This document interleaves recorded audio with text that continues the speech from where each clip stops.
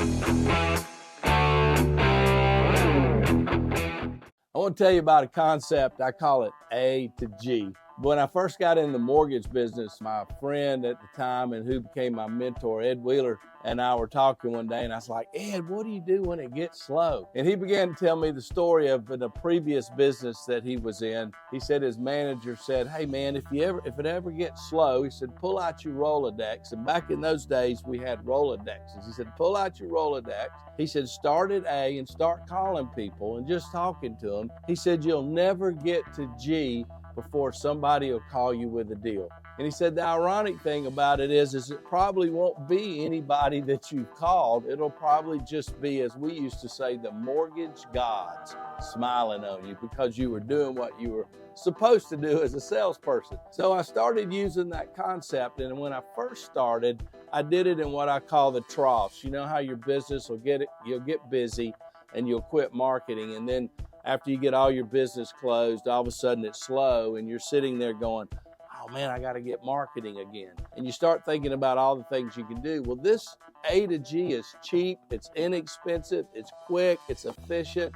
You can start doing it immediately. And so we don't have Rolodexes like we used to, but we all have our cell phones and it's all listed alphabetical. And so you can start at the very first person in your cell phone and just start calling those people.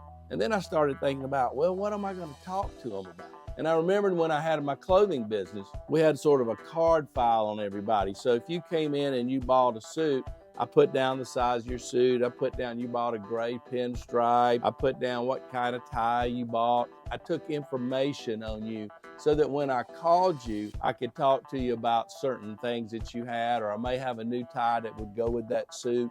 It just, more information you have, the better the conversation. Well, I started doing that in the mortgage business. As I started meeting people and putting them in my phone, I started thinking about, well, I need more information on them. I need to know what business they're in. I need to know how I can refer them business. I need to know about their wife. I need to know about their kids. I need to know about their birthdays.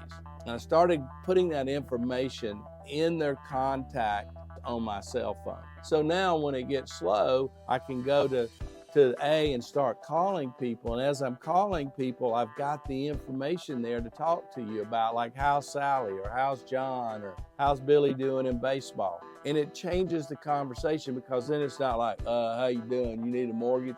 You don't want to do that. You want to have just a fun conversation with people. And so start collecting more data about folks. One of the things I like to say to people is if I'm talking to you and I meet you and you tell me what you do, I want to try to figure out how would somebody ask me about you if I was at a cocktail party. So in other words, somebody's going to say to me, hey, I'm getting a divorce. I need a divorce attorney. If I don't have you in my phone as divorce attorney, then I may not be able to find you to send you that referral. So put really good information about people in there, and then that way when you call them, you got something to talk to you about. So I started doing this A to G, and it started working, just like the mortgage gods would smile on me. I started calling people, and all of a sudden I started getting business. The next time I got slow, I started at G and moved to M, and I started getting business. So I worked my way through the Rolodex.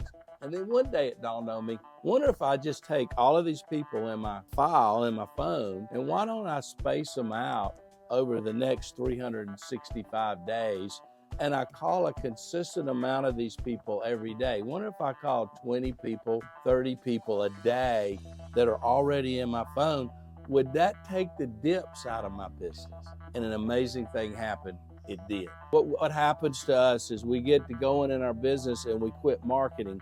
If you can put a piece of marketing in your business every day, so in my world, if I can make sure before my day's out that I've called my 10, 20, 30 people that day, then it takes those dips out. It just kind of keeps your business growing on a steady course. And a lot of people don't do that. And I'm trying to coach people up on that. Put that little piece of marketing to call people every day. Now, you don't have to call people that you don't know. I'm talking about calling the people that you already know, the people that are already in your phone. Spend time touching base with them for a second or two, or leaving them a voicemail saying, hey, I was thinking about you today. If you do that, you'll take the dips out of your business. And I want to thank Ed Wheeler for giving me that tip, A to G. So if it's slow, take your phone out, start calling, If you institute where you're calling all the time, you'll take all the dips out and your business will grow. I hope you like this course. Don't forget to share this with other people, like it, let other folks know about it. You can go to my link tree if you want to give me a call or you want to email me. I'd love to hear from you. Let me know if you have some other ideas that maybe I haven't thought about. Thanks for listening.